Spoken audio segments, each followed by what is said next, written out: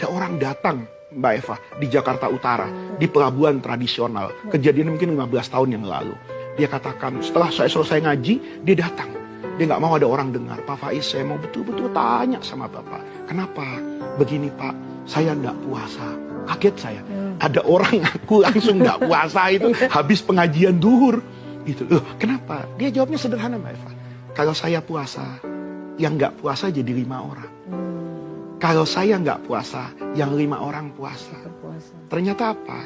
Dia hanya kuli panggul di pelabuhan tradisional yang mengangkat beban semen, Mbak Eva, ke kapal kayu hanya menggunakan kayu saja, bukan tangga. Saya bisa merasakan betapa beban yang berat luar biasa. Bekerja dari pagi sampai sore. Katakan dia nggak sanggup untuk itu. Tapi kalau dia bekerja, dia bisa bawa uang. Dia larang anak-anaknya, nak, jangan ngojek payung. Pada masa itu ya, jangan jualan koran. Nanti kamu jualan koran kepanasan, nggak puasa. Sudah, bapak yang tanggung. Bapak kuat. Kuat dia berbohong. Menyelamatkan 5 orang yang berpuasa, termasuk istrinya. Dia tidak berpuasa. Fikih itu, para pemirsa, tidak sesederhana yang kita bayangkan. Menjadi mufti, menjadi guru agama, menjadi kiai, itu tidak soal hitam putih dalam agama.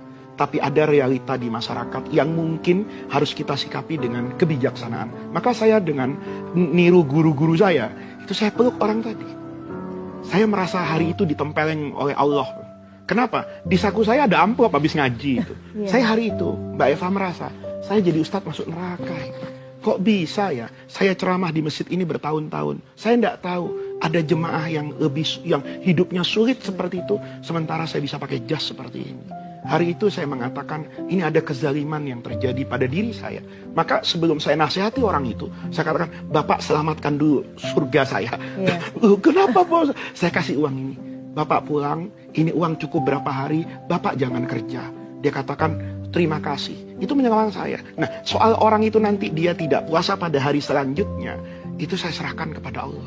Kita jangan mudah, Mbak Eva ya, menghakimi dan menghukumi orang. Kalau kita tidak tahu latar belakang apa yang membuat orang itu melakukan tersebut, kita tidak tahu juga peran apa yang sedang dia mainkan. Apa peran dia sedang mencari kenikmatan hidup di dunia, atau peran hanya sekedar ingin menyelamatkan nyawa anak-anaknya dengan makan. Saya cukup sering, Mbak Eva, tidak mau menjawab pertanyaan seperti ini. Apa hukumnya pedagang kecil yang berdagang di bulan Ramadan? Saya lebih senang, Mbak Eva, membahas apa hukumnya orang kaya yang hanya merasa kewajiban hidupnya itu zakat saja. Dia sudah bayar zakat, tapi ada orang seperti itu. Dia diamkan, apa nanti tidak ada pertanggungjawaban secara kolektif di hadapan Allah?